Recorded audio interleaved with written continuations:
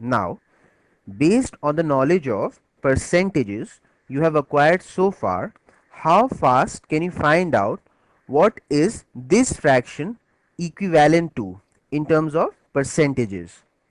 In other words, I'm asking 16.8 over 84 equal to how many percents? Alright, so I'm giving you 4 seconds for that, and your time starts now.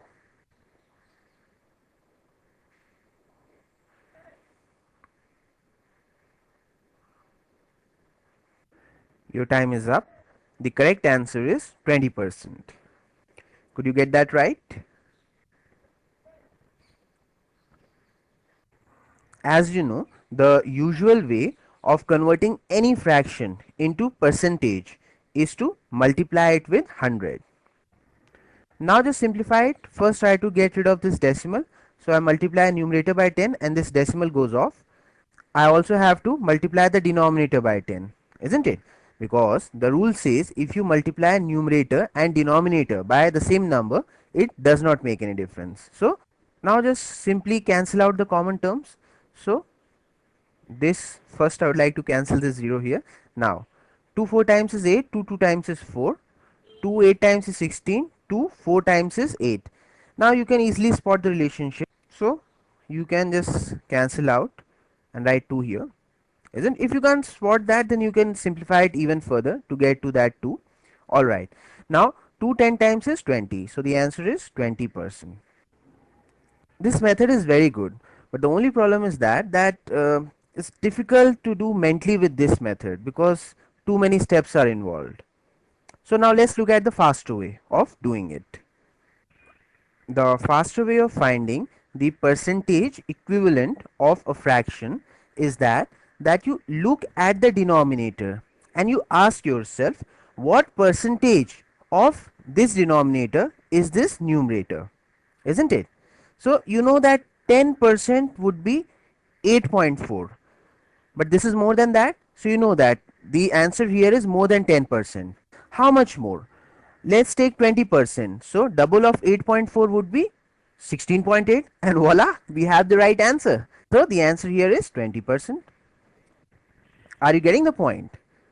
Now basically we just concentrated on the denominator and saw that what percentage of denominator is this numerator, because now we are very comfortable with finding 10%, 5%, 1%, 100%, so we can easily work it out. We said that 10% is 8.4, but then this is more than that, so this answer would be more than 10%. How much more? So we took on 20%, and 20% again would be double of that, 16.8, and voila, we got that answer, and that is what we wrote down here. In this question we got an exact answer.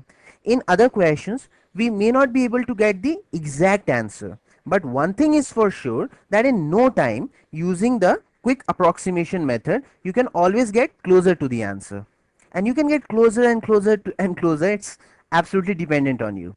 You can find 10%, then 5%. If you want to go even closer, if you want to just zoom in, instead you can find 1%.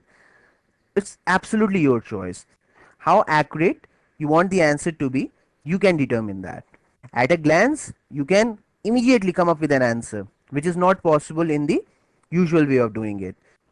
Now, you try to find out that 33 over 220 equal to how many percents? So once again look at the denominator and ask yourself what percentage of this denominator is the numerator. So 10% you know would be 22, but this is more than that, so therefore we can say that our answer would be more than 10%. So now let's take 20%. So 20% would be double of 22, that is 44. So now we have logged our target, isn't it? Now we know that come what may, this answer is between 10% and 20%. Okay, so let's try to get closer to it. Let's take 5%. 5% would be half of this, that is 11, and 11 plus 22 is 33, and yes, that is what our answer is. So 10% plus 5% is 15%. So this is our exact answer. Now find out what is 64.26 over 126 in terms of percentage. Now see the relationship between denominator and the numerator.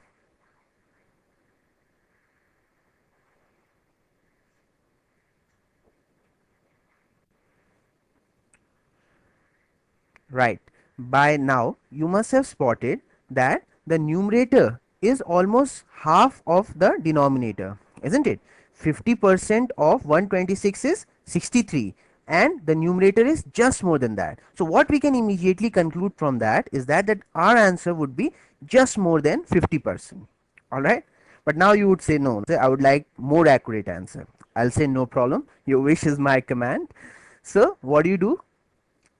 Now, since you realize that the approximate value that we found out 60 is very close to the actual value of the numerator, so we have to use a very fine yardstick. So take 1%. 1% is 1.26. So add that to 50%, that is 63. So we'll get our answer, isn't it? 63 plus 1.26 is right 64.26. So the answer is 51%. That is what we said in the first glance itself. The answer would be just more than 50%. And now we have found out the accurate answer. So do this last question, and I'm not going to help you at all with this.